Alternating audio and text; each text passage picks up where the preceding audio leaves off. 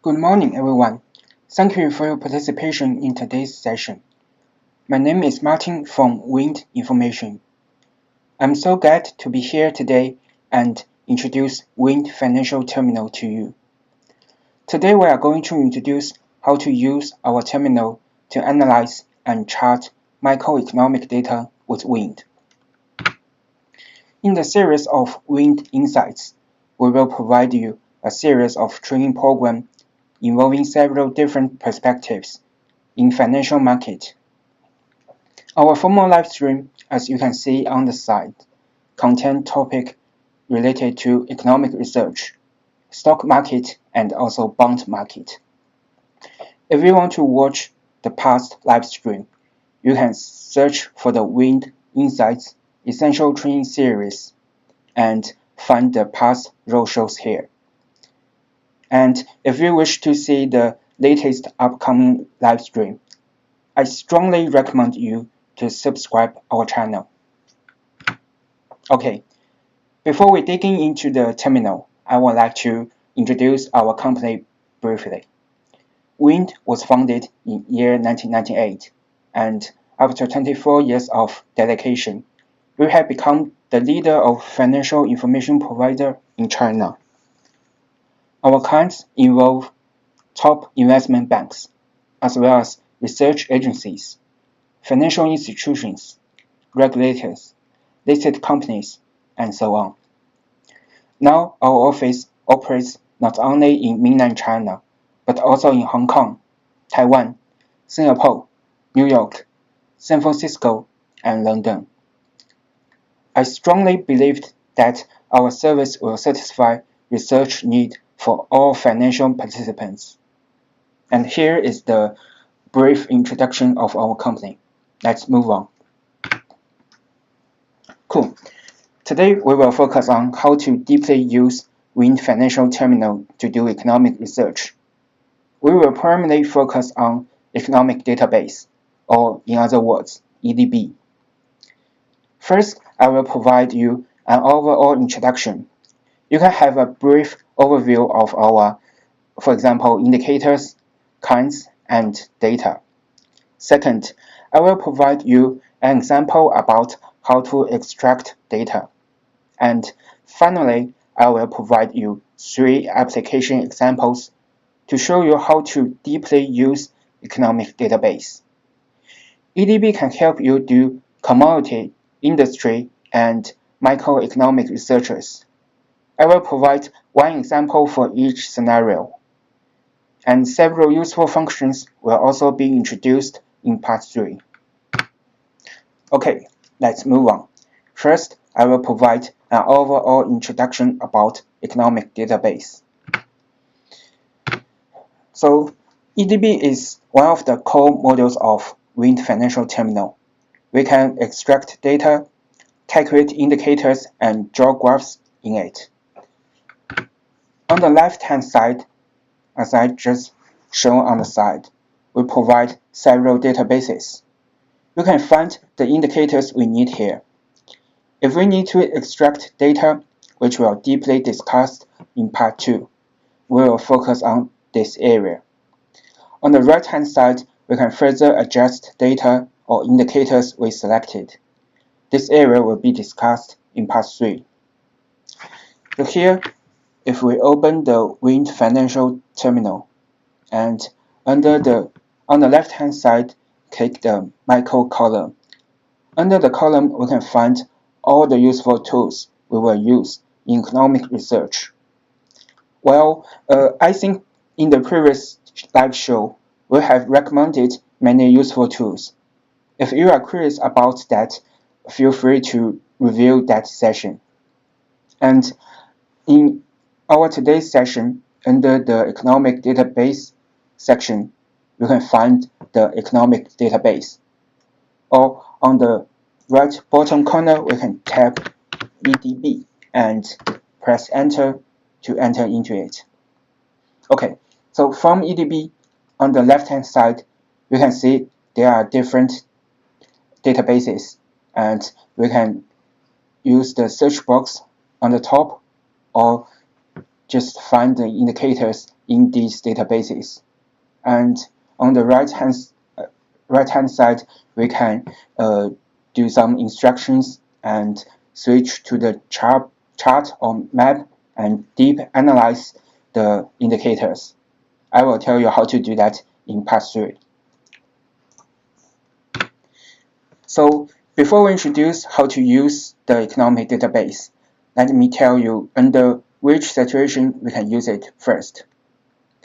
Financial institutions can make industry and micro researchers with it, because it contains all the essential micro and industry data.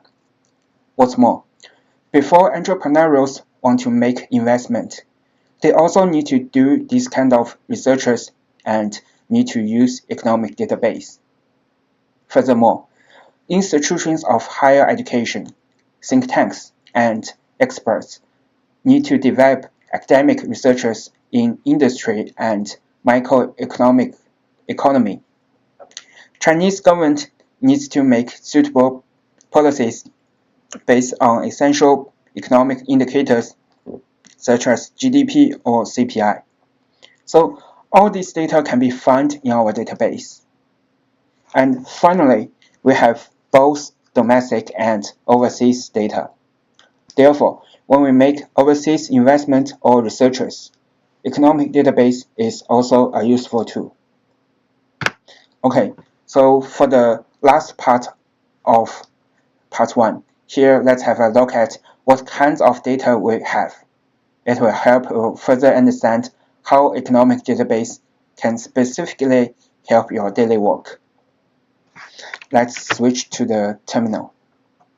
So first, when it comes to China's data, you have micro, regional, and for example, sector, fixed income, currency, commodity, and so on. What's more, we provide global microeconomic data. For example, that is global micro database and the world integrated database. Finally, we cooperate with many third parties and provide the third-party database. Okay, so now we have a deep understanding about when we can use economic database. So next part, I will show you how to use it.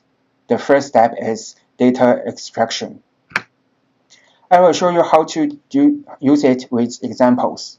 First, if you focus on commodity and energy researchers, for example, the major crude oil production countries over the world, there are two reasons why we may focus on the price and production of crude oil.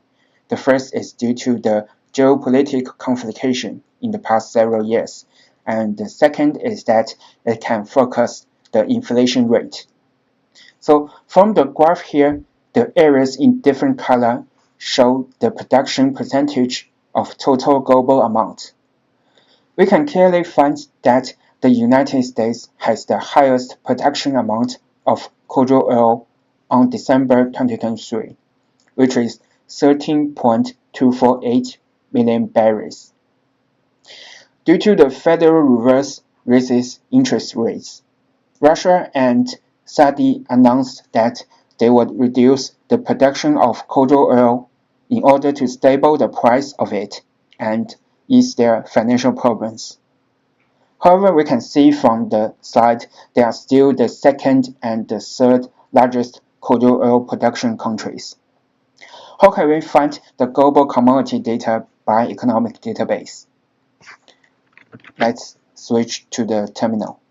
And here in EDB, on the top left corner, we can search the indicator that is called production crude oil, including these. Okay, cool. So here, just below the search box, we can find all the related data here. We can double-click the indicator and add it to the right screen. If we don't want the indicator, we can click the delete here. Okay, so the first function I want to recommend to you is called add dataset. So how can we add, the global, or in other words, more than 100 countries indicators at one time?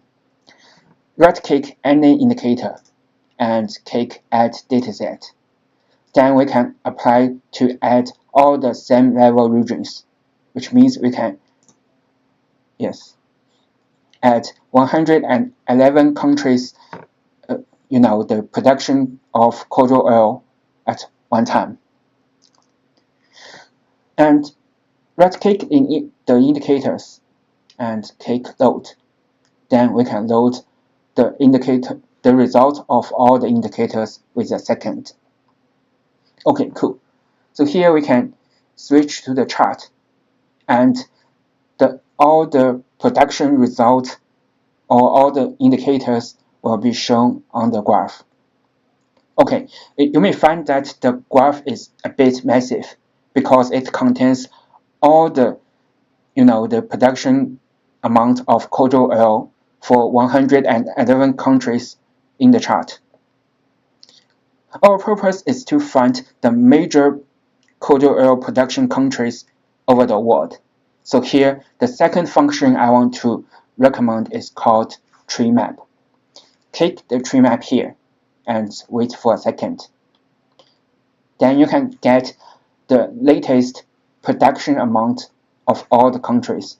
And here we'll show the major production countries, which is the United States, the Russia, and the Saudi, as I just mentioned. On the right-hand side, we can group them by the series type or the area, and I can adjust the time, the label, and the distance of this chart. Feel free to use it. Okay, so from the previous example, we can see the search box supports keyword quick search. What's more about add indicators? Remember, we have add dataset function. Furthermore, when you find the indicators you want, you can click the add icon here after single selection or batch multiple selection to quickly add desired indicators. You may already find that there is a question mark on the left. It is the indicator description. You can find the meaning and the calculation method of this indicator. If you want to know the detailed information of indicators, you can click the blue icon on the left over here, and we can see all the information of this data. For example, the trend, the actual statistic, and the related news and indicators. Okay, cool. So finally, I would like to show you some tips when extracting data. First, the search box supports quick filter. You can find the data from the source we want. And another filter I want to highly recommend is called the status. Over here, we can select active. Then all the indicators left will continue updating. In the middle, indicators can be sorted according to popularity, series order, and so on. Let's go back to the terminal, and here, switch to the indicator section. Okay, the first function, remember, we can click the add icon here and add single indicator. If you want to add multiple indicators at one time, you can press the Shift on your keyboard and choose the first one and the last one. The next step is that you need to still click the icon here. And cool, you can quickly add all the indicators. The icon in blue here on the left, you can click it, and here you can find all the detailed information of this indicator, which is for example, the trend, the actual statistics, the related news, and related series, that is the related indicators over here. So all the related indicators will be ranked by the recommend stars, or in other words, the correlation. And you can find all the detailed information here. Okay, so the final tips I want to tell you is that don't forget to use the filter here. So under the source column, you can find all the official websites and choose the favorite one. And under the status column, which is the filter I recommended, you can choose active and select OK. Okay, so all the indicators left will be active. Don't forget you can also sort the indicators by proprietary, by series order, or by the start date or end date, which will help you improve your working efficiency. Okay, so the last part is practical applications. Here I will provide several examples to show you how to deeply use economic database. So first, data extraction is divided into 4 parts.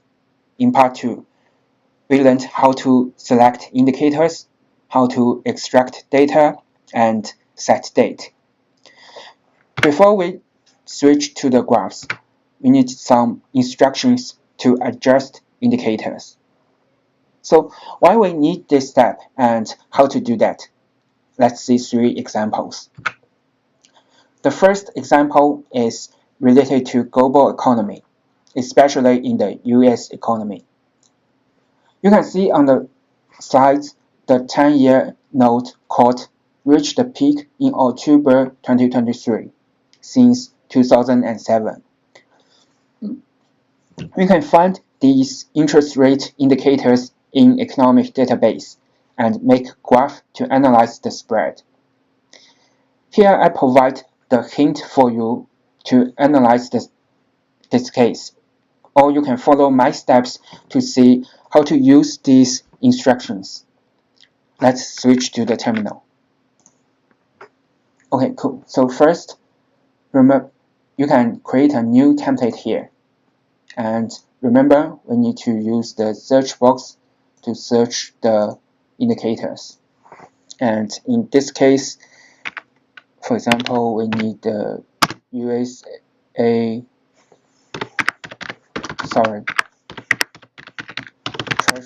yields. Okay, cool.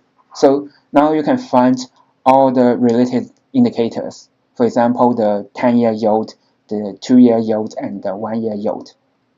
Double-click the 10-year yield. You can add it to the right. And the first instruction I want to highly recommend is called the related series.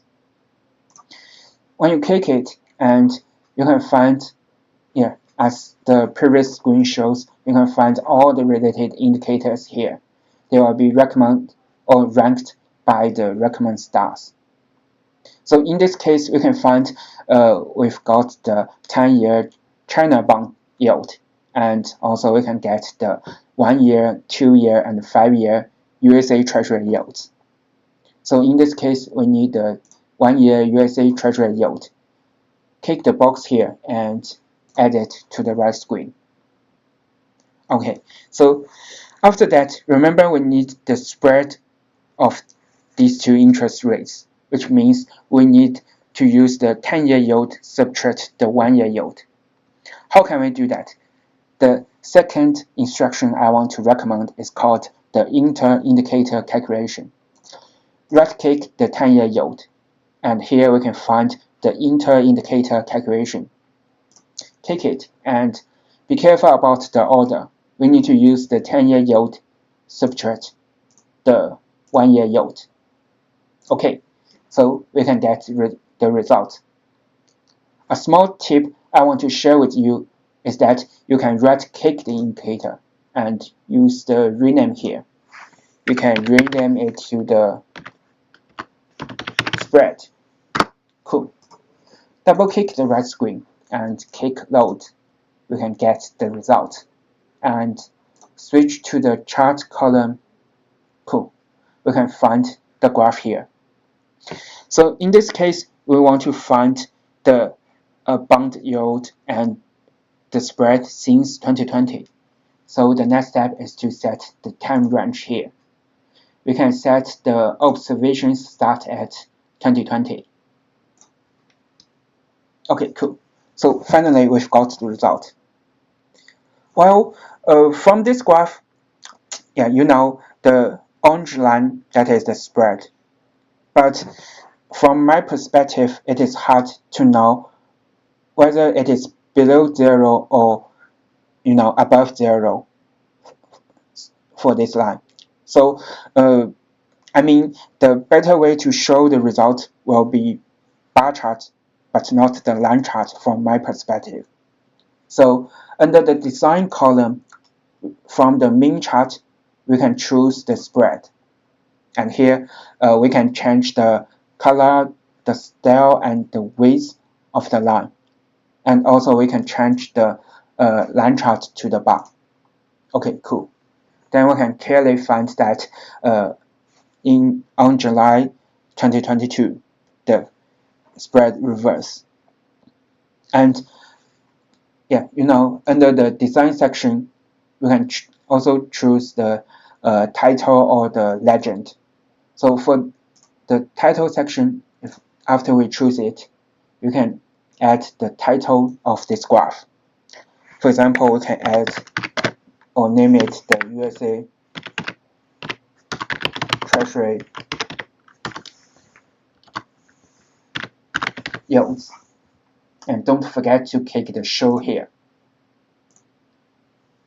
Okay, cool. So finally, you can get the result as I show on the side. The second case is about the steel inventory in China. If you want to analyze the commodity or inventory in China market, this case hope will help your work. If you want to know the, for example, the period over period or the year-over-year increase of any economic statistics, you can directly use calculate change function. Furthermore, another function I want to introduce is seasonal map, which can be used when we are analyzing seasonal influence. That's also a useful tool when we are do these kind of researches. Let me share with you how to do that by terminal. Okay, so first step, don't forget to create a new template and search for the indicator that is called the steel varieties. Cool. Then we can find the major steel varieties for China inventory. Double click it, we can add it to the right. And in this case, the first instruction I want to recommend is if you right click it, and you can find the calculate change function. And for this function, we can directly get the period over period or the year over year percentage or difference result. And in this case, we just click here and get the period over period percentage change. Okay, if we load the data and switch to the chart, you may already find that there may be seasonal effect for this indicator from the graph here. But how can we prove that? Another instruction I want to highly recommend in this case is called the seasonal map. Click the seasonal here. Then we can get the seasonal map. And here, the map clearly shows that there is seasonal effect for this indicator. You can see the steel inventory, the percentage period over period growth of inventory reached the peak after China's Spring Festival. That is due to the low demand during the festival. Okay, so after that, don't forget you can add the title and change the color of these lines. Just feel free to use that, and you can get the result as I shown on the side. Okay, so finally, if you want to have a deep look at inventory of steel products. The last function I want to introduce is change frequency. By using this function, we can see the monthly, quarterly, or yearly effect and results of an indicator. It changes the frequency of steel products data from weekly to monthly. Here we can see the overall production reached the peak in 2020. This graph is another way to prove that China's steel inventory has strong seasonal effect, because the inventory in the second and the third season, you can see the August and the May, reached the peak. What's more, so on this graph, although this indicator has annual effect or annual trend, in August 2022, I mean the orange bar over here, you can see the inventory has largely decreased. It can be further discovered and maybe due to the COVID-19. Okay, cool. Let's switch to the terminal. And under the indicators, remember we've already get this indicator, that is the China inventory major steel varieties. And the last instruction I want to share with you is change frequency. Right-click the indicator and find the change frequency here. You can change weekly frequency to, for example, the annual, the yearly, the quarterly, or the monthly. And in this case, we just choose the month here. And the next step is to be careful about the calculation frequency. So in this case, we want to know the total production amount in this month, or monthly amount. So we need to use the total. But remember, in the previous case, we just talked about the USA Treasury yield. So if we want to know the USA Treasury yield in the previous month or in the previous year, a better way to calculate this indicator is to use the average or the median. So be careful about the calculation method. Under different situations, it will be different. Okay, let's move on. So in this case, we use total and get the result here. Load it and switch to the chart. We can get the result.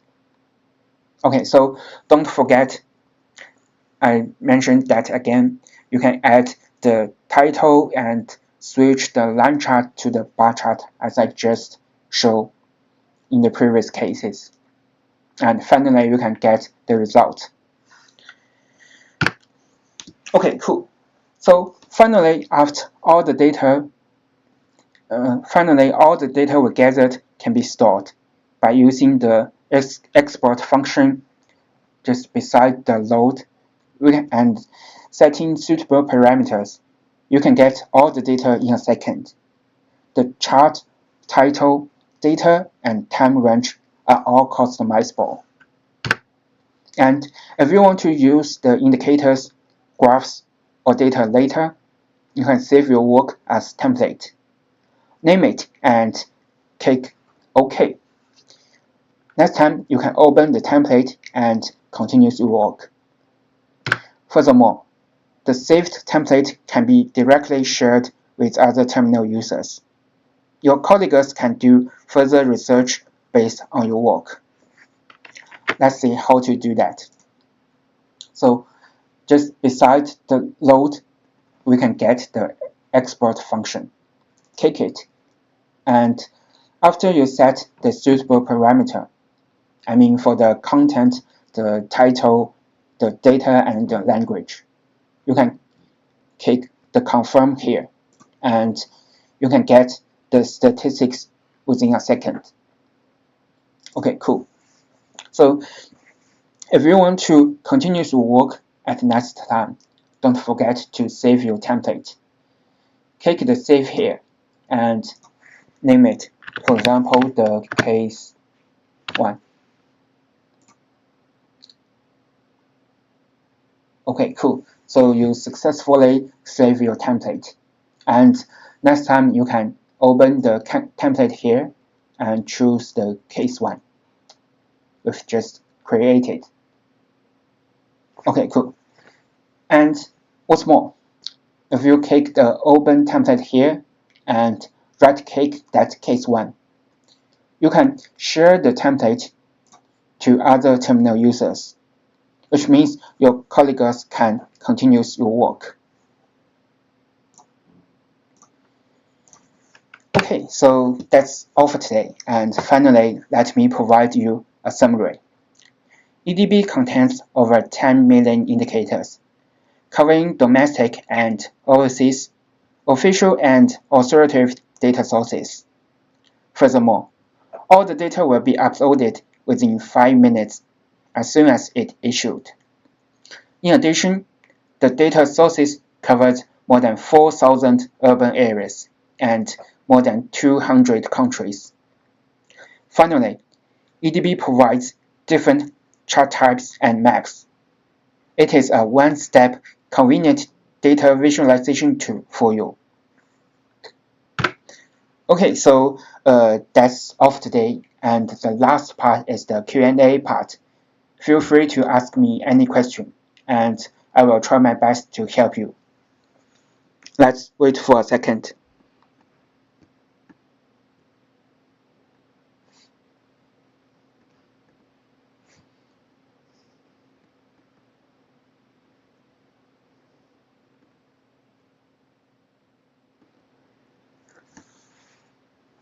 Okay, so I think that's all for today, and thank you very much. Hope you will have a nice day today. See you.